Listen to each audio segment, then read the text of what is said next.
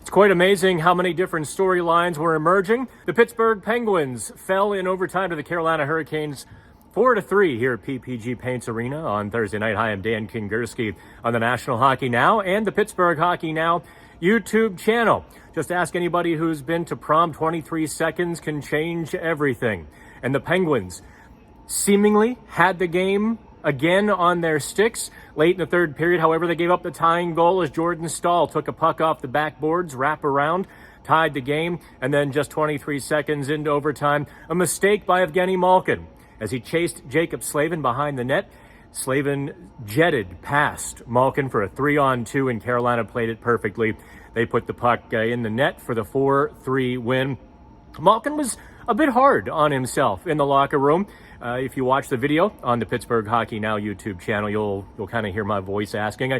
I left the question open-ended to Evgeny.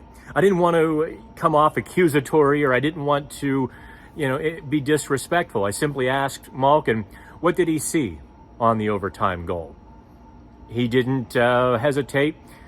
My fault, 100%, he said, before going on to explain exactly what was his fault. And head coach Mike Sullivan didn't argue either. Sullivan kind of took a deep breath when asked about Malkin's comments and said, we can't do that. That's undisciplined. We have to be better in that area. While he didn't use Malkin's name, it was obviously rather obvious. And Sullivan not arguing.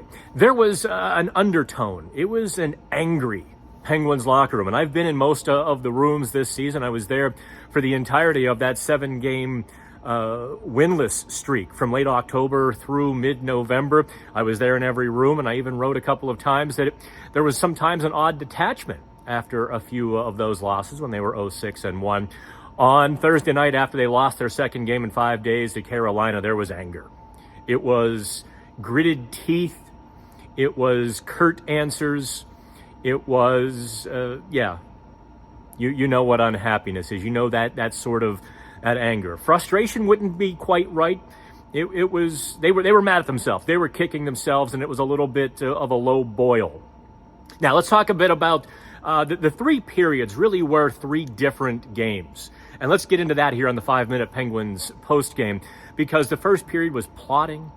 Slow wouldn't be the right word, but it was tight, almost to the point of suffocation. There weren't many shots. The very low event. Second period was one of the worst I've witnessed all season. It was a special teams exhibition. 16 minutes of penalties. The Penguins, I think the Penguins took 5 penalties. Carolina took 3, and combined, they played a majority of the period either shorthanded on the power play or 4-on-4. I think the officials were trying to let them play, but some of the calls were just the officials couldn't look the other way on several of them. So the second period almost a wash in terms of analysis. The Penguins PK, however, we should dive into that before we get to the third period and what the Penguins did right and a couple of the lapses.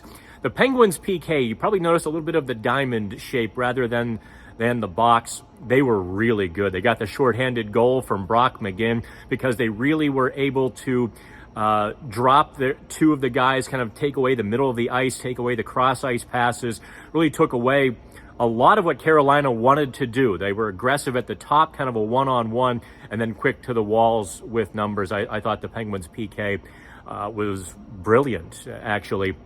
They earned that shorty at the end of the second period. Now, turning the page to the third period, we finally saw some real hockey in the third. I know we've only got about a minute left here in the 5-minute game. There was skating, there was offense. You could feel the tempo. You could feel the life come to the arena. You could feel the life come into both teams. However, the Penguins began to lose their details and began to get a little too happy with the pace of play. Carolina began to kind of dominate the play later in the third period. They outshot them 16-12 in the third, did Carolina. And the high danger scoring chances were 14-5 in favor of Carolina. Despite that, the Penguins had the lead going into the final 5 minutes. Once again, they couldn't hold it, although a special note of interest, Brian Rust's goal was nothing short of spectacular, flying through center ice, around Martinook, around the goalie and tucked it in. that was a highlight for Rust. Unfortunately, they only got 1 point out of it.